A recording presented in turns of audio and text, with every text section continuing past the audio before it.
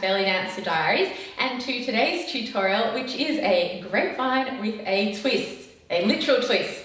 Yes, as I often say to my students, almost any move can become a belly dancing move if you add your hips into it. So that's what we're going to do today. Before we get started, I just want to apologize. Some of you have commented that in my last few tutorials, you couldn't see the feet in the shot. Sorry about that. I was using a new tripod, so obviously the setup wasn't quite right, and I didn't realize until after I'd already posted the videos. So I'm going to try and make sure my feet are in this video so that you can see what I'm doing. I know it's hard with the space and everything as well. Anyway, hopefully you can see this one and understand this one as well. If there are any of the past videos that you couldn't quite work out what I was doing because of the feet, let me know and I can do like maybe a little Instagram story or something on it so that you can see.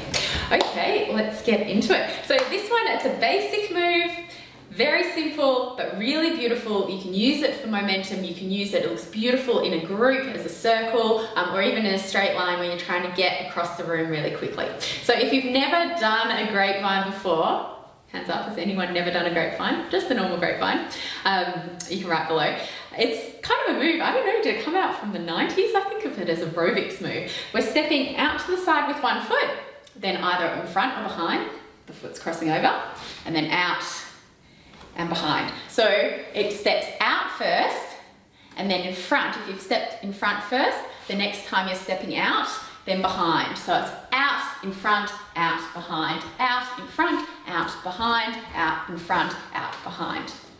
That's just the basic step. Out, in front, out, behind, out, in front, out, behind. But of course, wouldn't be belly dancing unless we put our hips into it, so let's do that now. With this move, whenever you take a step in front or behind, that's the way your hip twists. So as we step out to the side, nothing happening with the hips, just very neutral. Then as we step forward, we're bringing that hip forward. So to bring the hip forward, you're twisting, trying to keep the body close-ish to the front. We'll move a little bit, but bring that hip all the way to the front. We then come out with the other foot, hips face the front, and then behind, pushing that hip forward. So whichever hip is in front as you step, that's the one that you are moving as you do the back and forward with the step. Let's go again slowly. Out, in front, this hip comes forward. Out to the center, in front, this hip comes forward.